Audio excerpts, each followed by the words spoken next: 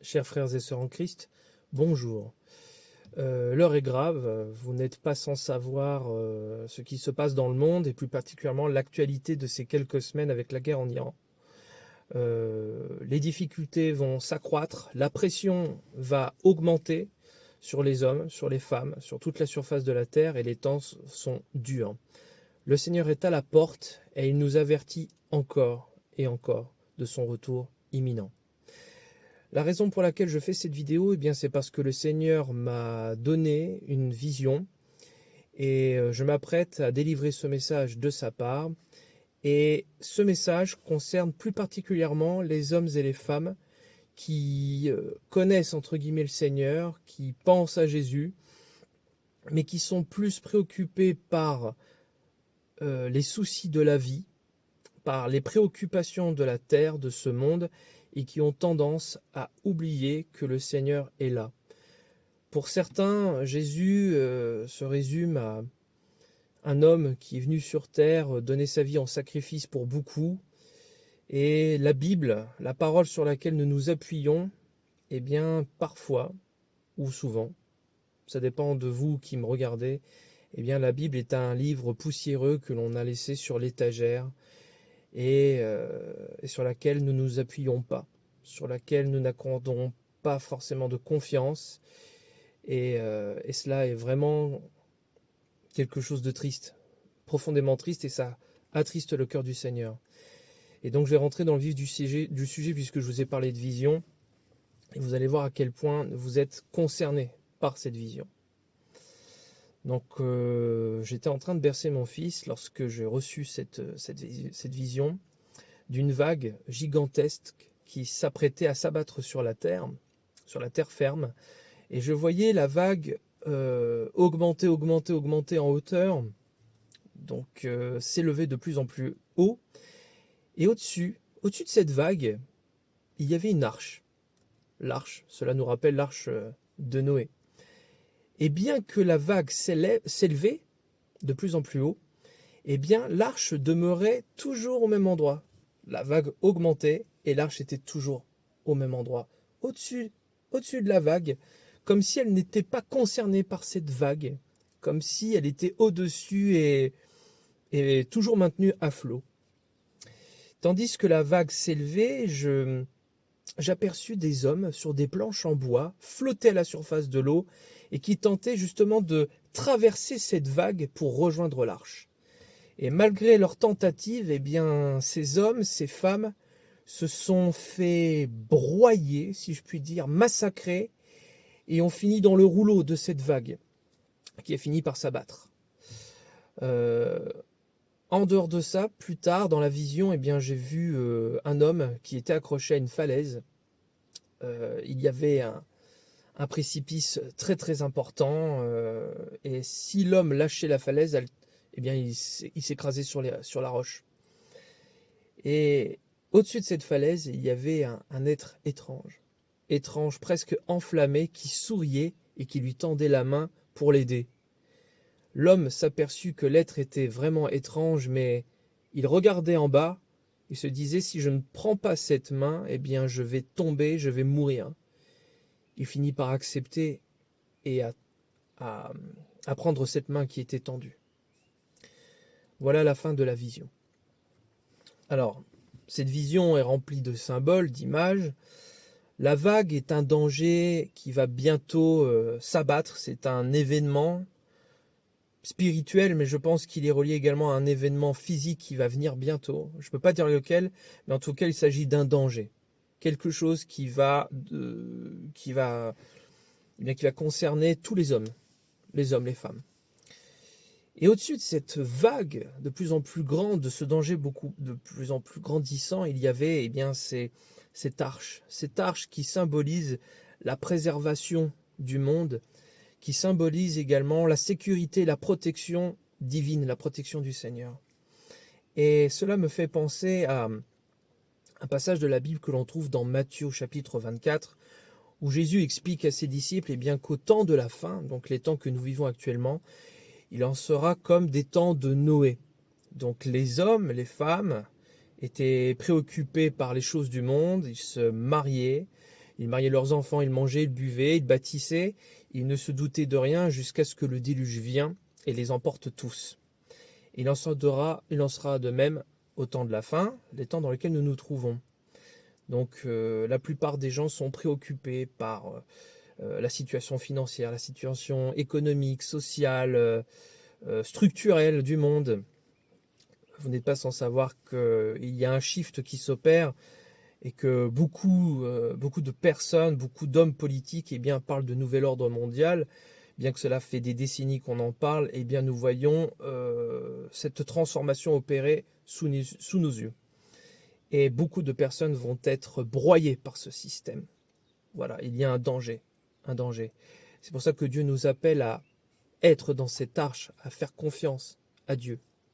Lui faire confiance, lui confier notre vie et de rentrer par la porte de l'arche qui est Jésus-Christ. Le seul moyen d'échapper à ces choses, eh bien, c'est de le faire à travers son Fils Jésus-Christ, qui est mort sur la croix pour nos péchés, pour notre salut, et qui est ressuscité, afin que nous ayons la vie, puisque le péché ne pouvait pas l'atteindre.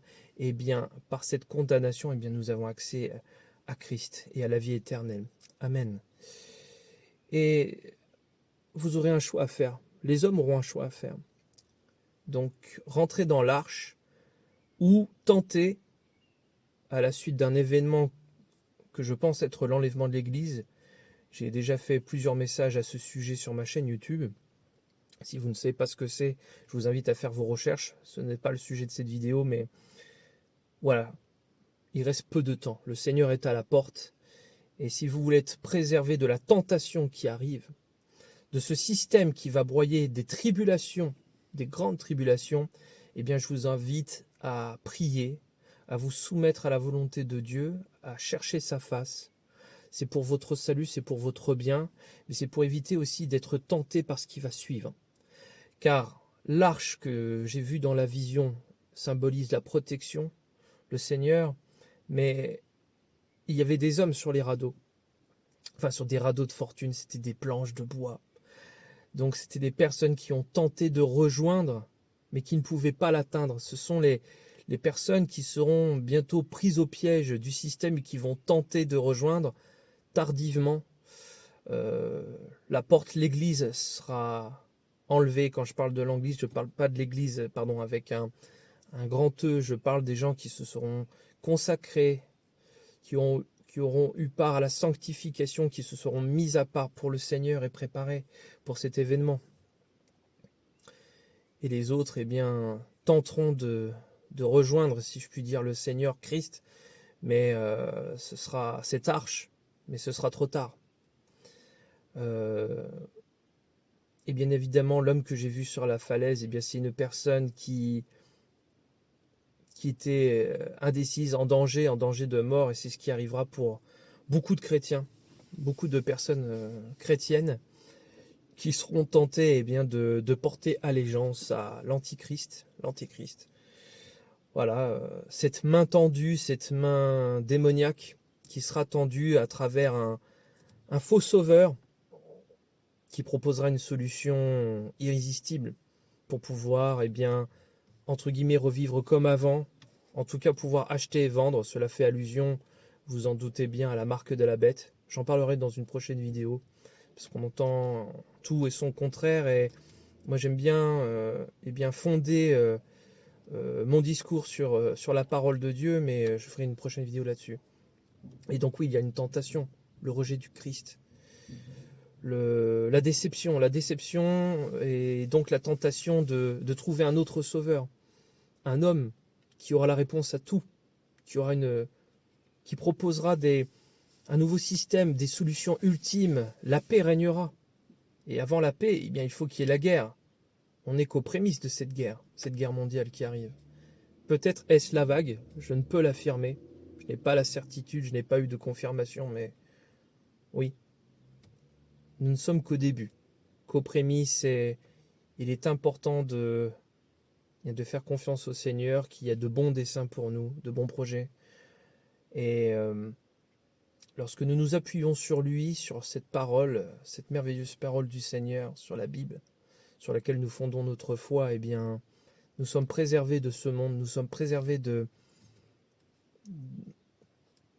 je ne dis pas que nous sommes préservés des soucis, parce qu'il y aura des soucis, il y aura des tribulations. Et quand je parle de tribulations, je ne parle pas des grandes tribulations telles que décrites dans l'Apocalypse, mais oui, nous vivrons des difficultés, des épreuves.